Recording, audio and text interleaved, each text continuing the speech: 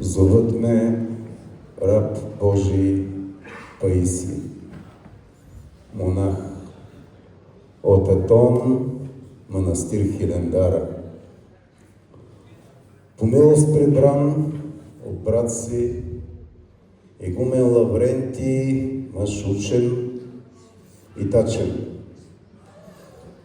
Бях твърде неграмотен, не можех по-гръцки да пиша, не можех с букви красиви да вая и подвизи славни на гръцки герои на лист да изписвам.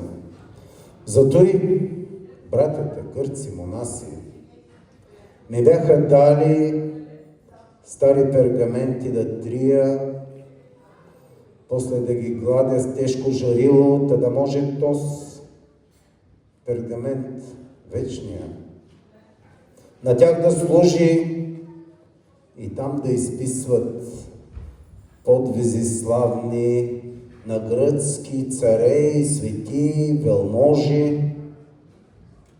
Тъй, ден подир ден, триех, разглаждах, подготвях, триех, разглаждах, подготвях.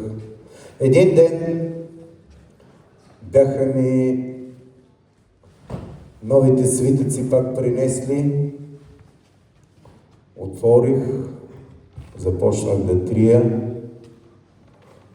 Тогава за пръв път видях свитък стар, пожълтял, вечен, огромен, връз свитъка лъв изправен.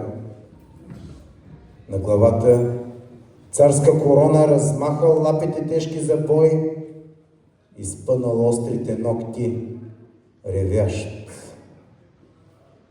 А отгоре, в разстрашния лъв, с български букви свещени надпис: аз, Иван Асен II, от Бога, цар и самодържец на българи и ромеи.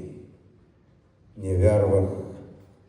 С български букви изписано в разстрашния лъв с корона, надпис: аз, Иван Асен II, от Бога, цар и самодържец на българи, власи и гърци.